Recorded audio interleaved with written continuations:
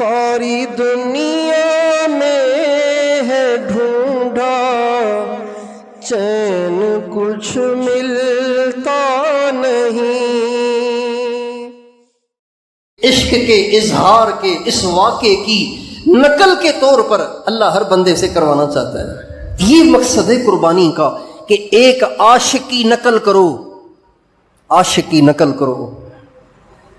ہونا تو یہ چاہیے تھا کہ اللہ تعالیٰ ہم سب کو بھی اپنا بیٹا ذبح کرنے کا حکم دے دیتا. بیٹا ذبح کرنے کا حکم دیتا تو ہم سارے ہی فیل ہو جاتے، سارے ہی فیل ہو جاتے. کوئی امام حسین جیسا پاس ہوتا ہم تو سارے ہی فیل ہو جاتے.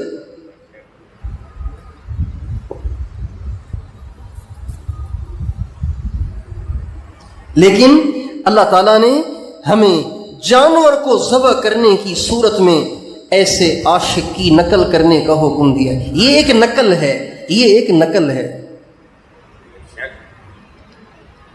چنانچہ اسی وجہ سے علماء کہتے ہیں کہ قربانی میں اس کی کوشش کرنی چاہیے کہ جانور کافی پہلے لے لینا چاہیے.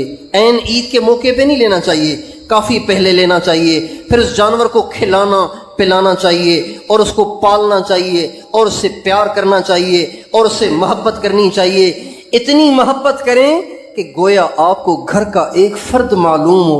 جب وہ آپ کے گھر کا ایک فرد بن کر چلنے لگے، اب آپ اس کو لٹا کے اس کے گلے پہ چھری پھیر کے اللہ کے سامنے ثبوت پیش کریں. اے اللہ، ابراہیم کو بھی تجھ سے محبت کا دعویٰ تھا، ابراہیم نے بھی تجھ سے محبت کا، تجھ سے عشق کا ثبوت دیا تھا.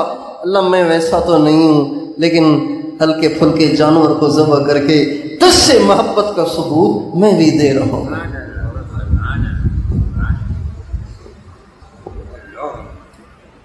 ہمارے ایک بزرگ تھے حضرت شیخ الہند مولانا محمود حسن رحمۃ اللہ علیہ. وہ ہمیشہ جانور بقرہ عید کے بعد ہی لے لیتے تھے. بقرہ عید ہو گئی نا، عید الاضحیٰ ہو گئی، اب جانور لے لیا.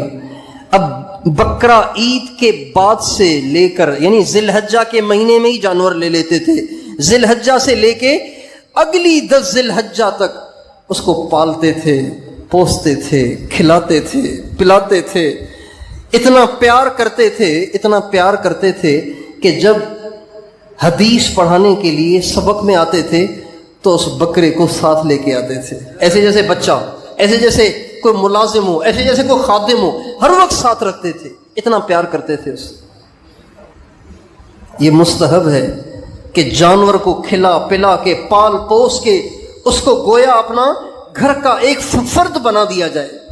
جب اس سے اس درجے کی محبت، اب 1 سال جس کو کھلایا ہو، پلایا ہو، گھر میں رکھا ہو، مدرسے جا رہے ہیں تو ساتھ جا رہا ہے، حدیث کا سبق پڑھانے جا رہے ہیں تو بکرا ساتھ جا رہا ہے. اور دارالحدیث کے باہر بکرا کھڑا ہو جاتا، حضرت جا کے سبق پڑھاتے، سبق پڑھا کے باہر نکلتے، پھر بکرا ساتھ.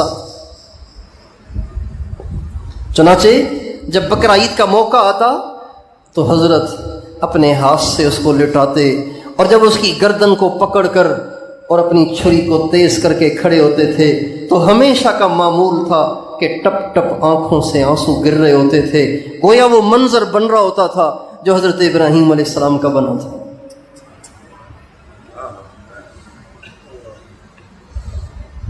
ہمارے ہاں تو قربانی کرتے ہیں سر سے اتارنے کے لیے، گویا نہیں بھائی، قربانی ایسے کریں کہ اللہ کے نام پہ صرف خون نہ بہے، اللہ کے نام پہ محبت بھی قربان ہو. یہ مستحب ہے. خون بہانا واجب ہے، محبت کا قربان کرنا، محبت پہ چھری پھیرنا یہ مستحب ہے، یہ بھی ہونا چاہیے.